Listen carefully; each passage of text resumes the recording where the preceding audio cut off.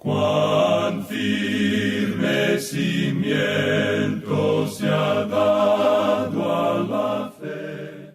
A través de la Biblia, un análisis de la Biblia libro por libro que le ayudará a crecer espiritualmente. Estos estudios fueron diseñados por el Dr. J. Vernon McGee. Acompáñenos en este fascinante recorrido a través de la Biblia. La palabra de Dios. Abróchese el cinturón de seguridad. El autobús bíblico sube hoy a las alturas del majestuoso libro de Isaías del Antiguo Testamento en nuestro viaje de 5 años por toda la palabra de Dios. Bienvenidos a Través de la Biblia, el programa donde conocemos a Dios en su palabra. Soy su anfitrión, Heiel Ortiz. Si ha estado con nosotros esta semana, ya usted conoce la seriedad del mensaje de Isaías a un gobierno corrupto y a una cultura quebrantada que intentaba vivir apartada de Dios. En el estudio de ayer, nuestro maestro Samuel Montoya citó una lista memorable sobre la búsqueda del hombre de respuestas fuera de Dios. El mundo quiere pensar, el mundo quiere beber, comprar, inventar, trabajar o luchar para lograr la salida de los problemas de la vida. Pero, y es un gran pero, Jesucristo nos dice, yo soy el camino. Él dice, yo soy el camino, la verdad y la vida. Nadie viene al Padre sino por mí. Eso es maravilloso. También vimos en nuestro último estudio que después de presentar sus cargos contra Judá, el Señor les ofrece salvación y una salida de su problema. Jesús todavía nos ofrece esa salida a usted y a mí hoy.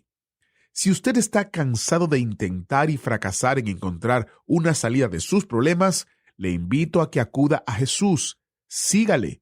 Él es el camino, la verdad y la vida. Iniciamos nuestro tiempo en oración. Padre eterno, creador de cielo y tierra, en ti descansa toda la sabiduría y el conocimiento. Venimos ante ti humildemente a pedirte que nos enseñes, que nos instruyas, que hables a nuestra mente y corazón, que podamos conocerte en el día de hoy más profundamente y que podamos desarrollar una relación íntima contigo. En el nombre de Jesús te lo pedimos. Amén. Con nosotros, nuestro maestro Samuel Montoya y el estudio bíblico de hoy. En el día de hoy, amigo oyente, vamos a considerar el capítulo 2 de Isaías. Ahora, algunos de nuestros oyentes nos dirán que no hemos completado aún el capítulo 1. Bueno, creemos que observamos ya el mensaje principal del capítulo 1, donde Dios presenta su acusación contra su pueblo después de haberlos llevado al tribunal. Ahora Él les está ofreciendo salvación, redención y una maravillosa salida. Dice en el versículo 18 de ese capítulo 1, «Venid luego, dice Jehová, y estemos a cuentas. Si vuestros pecados fueren como la grana, como la nieve serán emblanquecidos.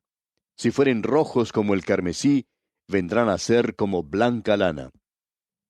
Y Dios dice que hoy aún está vigente esa invitación, porque si usted, amigo oyente, se acerca a su Hijo, Él dice, el Señor Jesucristo hizo la declaración de que aquel que llegue a Él no le rechazará. Ahora continúa hablando aquí el Señor amonestando en una forma bondadosa. Aún así podemos ver que tenemos una advertencia en este capítulo. Y en los versículos 19 y 20 dice, «Si quisiereis y oyereis, comeréis el bien de la tierra. Si no quisiereis y fuereis rebeldes, seréis consumidos a espada, porque la boca de Jehová lo ha dicho».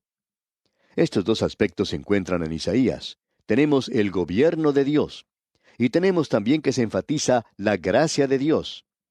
La primera sección de este libro trata acerca del gobierno de Dios. Ahora, en lo que resta de este capítulo, Dios está tratando de hacer que ellos se acerquen nuevamente a Él, pero Él también les está presentando la advertencia. Y Él dice en los versículos 24 al 27, «Por tanto, dice el Señor, Jehová de los ejércitos, el fuerte de Israel, Ea, tomaré satisfacción de mis enemigos, me vengaré de mis adversarios, y volveré mi mano contra ti, y limpiaré hasta lo más puro tus escorias, y quitaré toda tu impureza. Restauraré tus jueces como al principio, y tus consejeros como eran antes, entonces te llamarán ciudad de justicia, ciudad fiel. Sión será rescatada con juicio, y los convertidos de ella con justicia. Y luego continúa diciendo en el versículo 28, pero los rebeldes y pecadores a una serán quebrantados, y los que dejan a Jehová serán consumidos. Usted puede apreciar que tenemos aquí una advertencia de parte de Dios. Y en el versículo 29 leemos, entonces os avergonzarán las encinas que amasteis, y os afrentarán los huertos que escogisteis. Eso tiene que ver con la idolatría. Los ídolos eran colocados debajo de los árboles, y alrededor de ellos se plantaba un jardín. Ahora en los versículos 30 y 31 leemos, porque seréis como encina a la que se le cae la hoja, y como huerto al que le faltan las aguas. Y el fuerte será como estopa, y lo que hizo como centella, y ambos serán encendidos juntamente, y no habrá quien apague.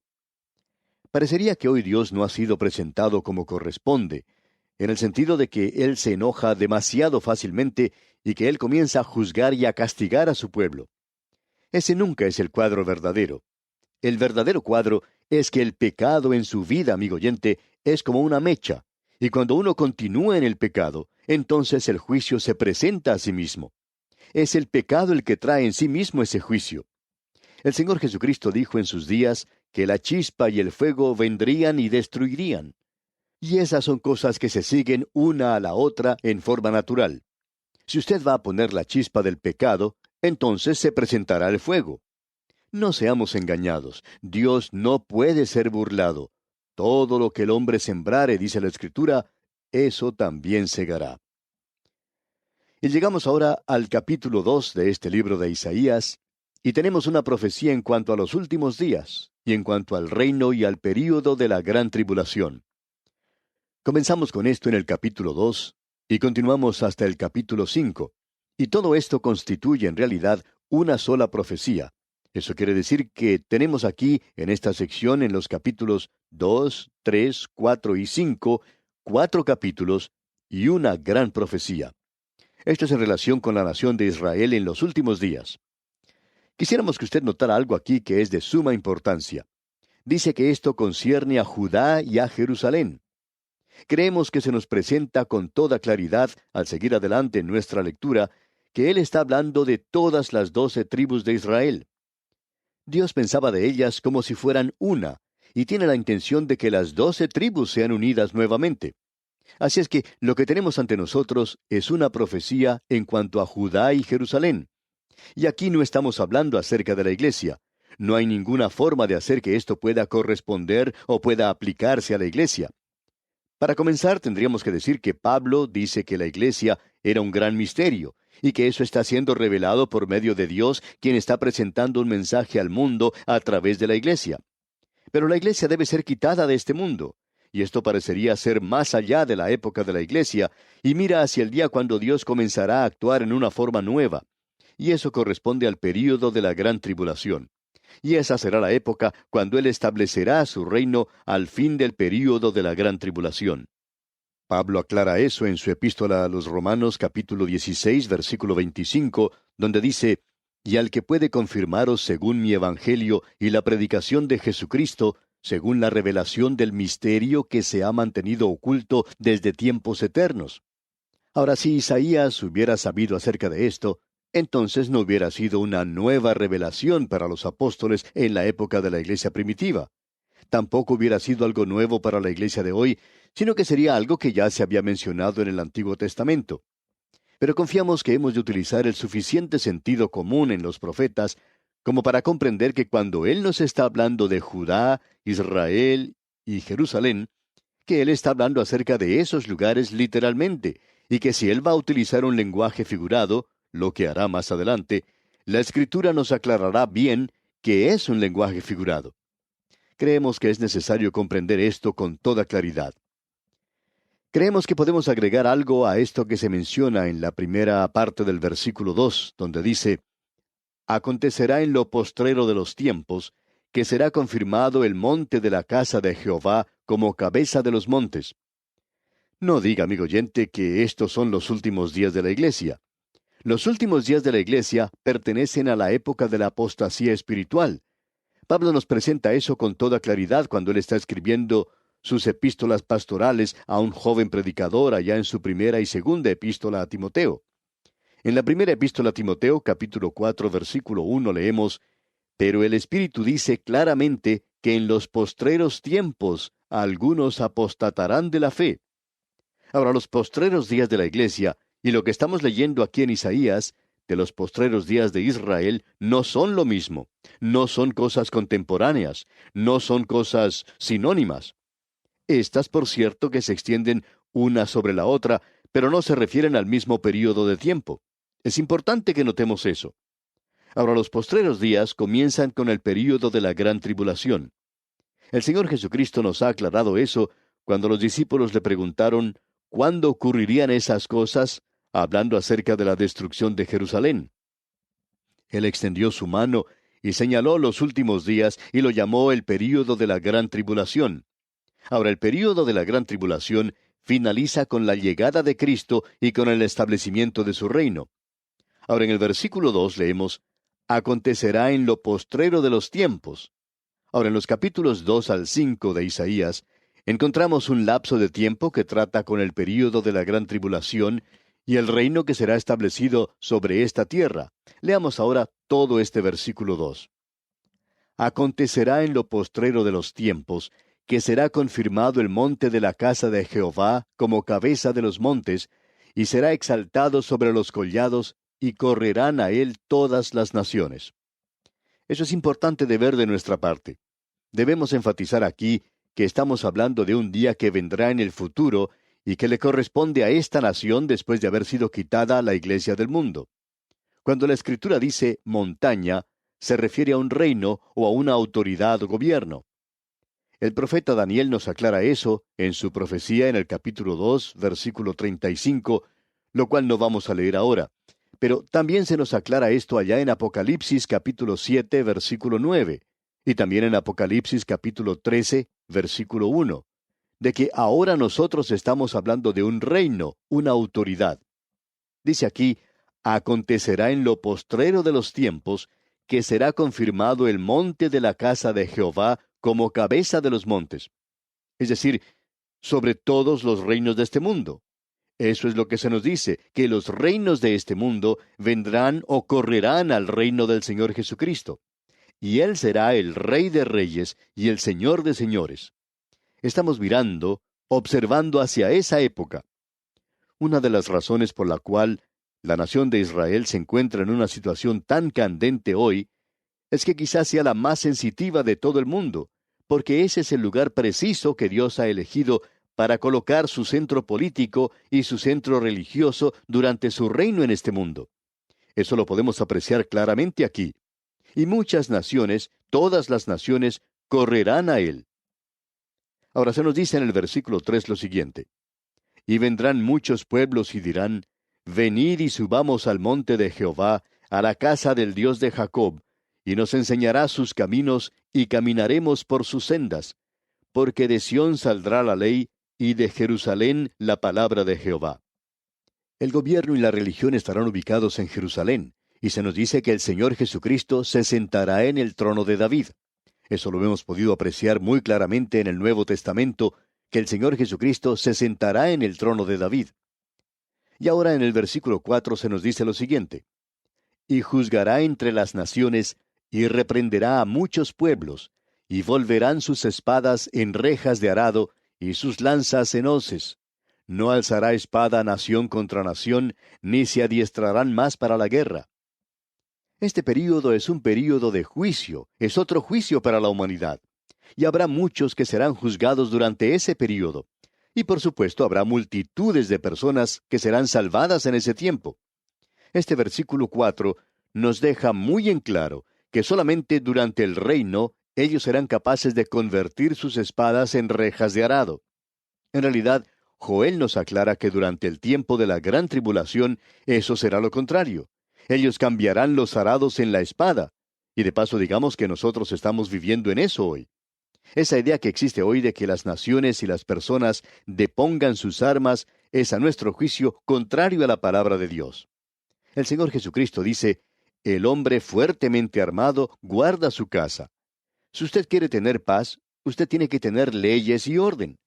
Quizá no le agrade esa expresión, pero es necesario tenerlo si es que usted quiere tener paz y seguridad en este mundo hoy.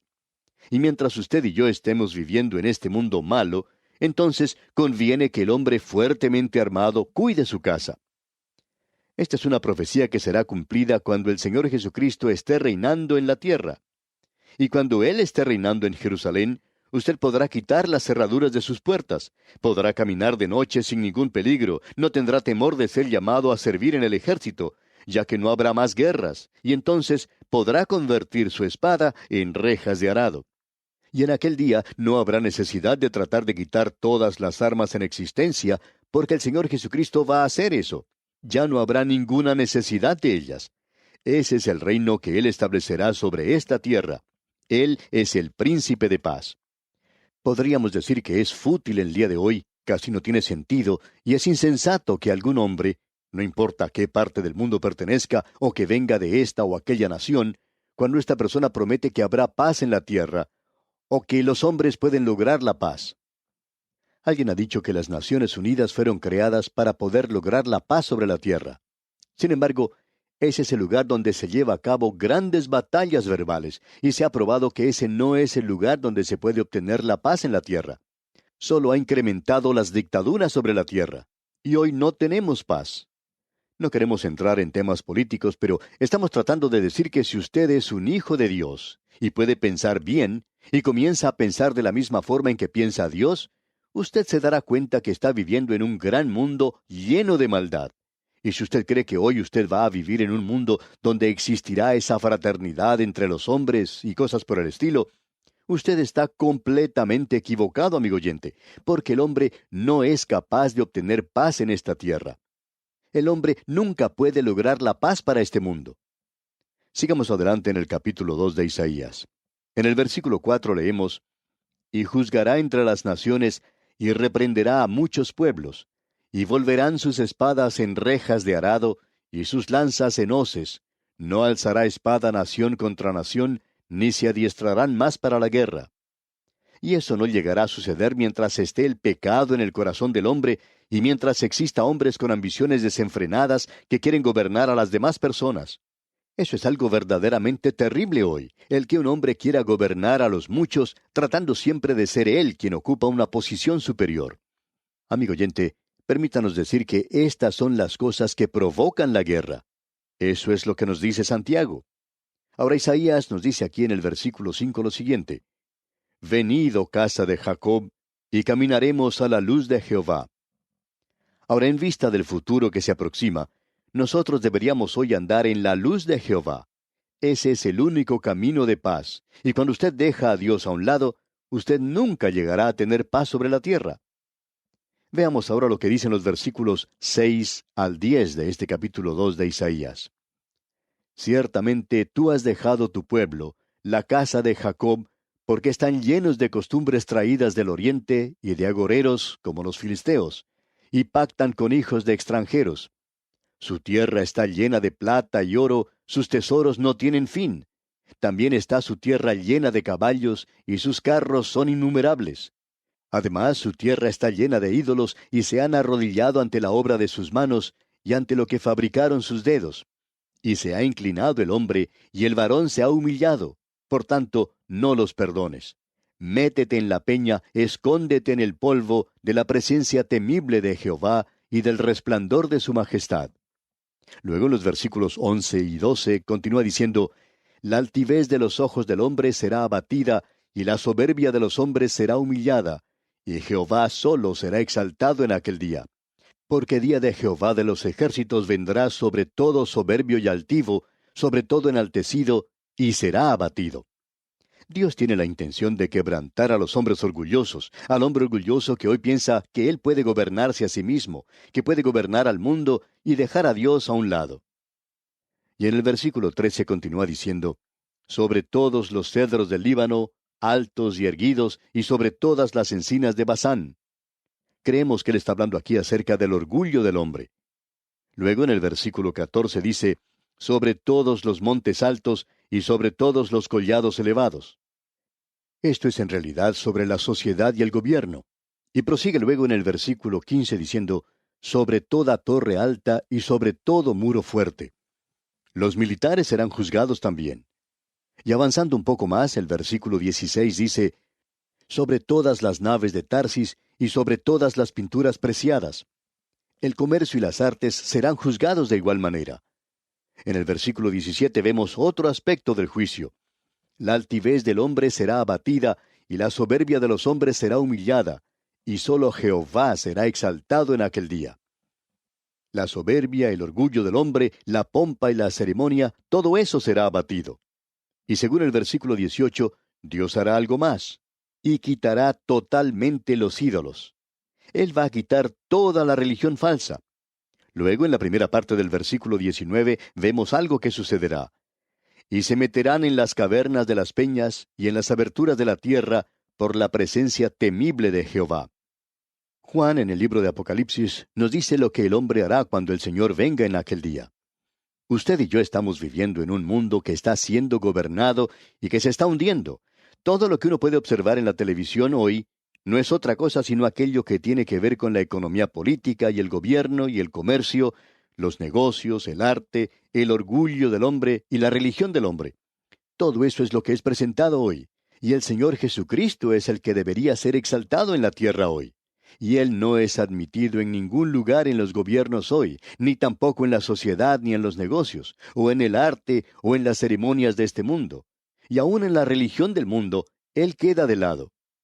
Amigo oyente, Él vendrá algún día, y cuando eso suceda, toda esta gente huirá a las cavernas de las peñas. Yo no sé si el hombre ha sido o no hombre de las cavernas, pero estoy seguro que lo será en el futuro. El hombre va a regresar a las cavernas. Y aquí en el versículo 20 y en la primera parte del versículo 21 leemos, aquel día arrojará el hombre a los topos y murciélagos sus ídolos de plata y sus ídolos de oro que le hicieron para que adorase, y se meterá en las hendiduras de las rocas y en las cavernas de las peñas. Y ahora su mensaje se encuentra en el versículo 22, donde dice, dejaos del hombre cuyo aliento está en su nariz, porque ¿de qué es él estimado? No ponga su confianza en el hombre, amigo oyente. Usted sabe que nosotros podemos exhalar el aire, pero ¿sabe usted si va a poder inhalar otra vez? Y eso es todo lo que el hombre es hoy, solamente un pequeño aliento. Y si no puede llegar a respirar, desaparece de la escena. Y eso es lo que ocurre con multitud de personas hoy. Algunos tienen problemas del corazón, los tenemos con nosotros un momento y de pronto desaparecen de la escena de este mundo. No ponga, pues, su confianza en el hombre. Ponga su confianza en el Señor Jesucristo hoy y Él le salvará para siempre. Y aquí nos detenemos por hoy, pero Dios mediante retornaremos en nuestro próximo programa cuando daremos comienzo al estudio del capítulo 3 de este libro del profeta Isaías. Le sugerimos, como lo hacemos siempre, leer este capítulo 3 para estar al tanto de lo que diremos en nuestro próximo estudio. Nos despedimos deseando a usted las más abundantes bendiciones del Señor. ¿Fue de ayuda para usted el estudio de hoy? ¿Desea enviarnos algún comentario de lo que ha estado escuchando? Entonces escríbanos, no espere más. Nuestro correo electrónico es atv@transmundial.org. atv@transmundial.org. Si desea recibir las notas y bosquejos de lo que estamos estudiando, suscríbase gratis en nuestra página en internet a través de la Biblia.org/notas. a través de la Biblia.org/notas.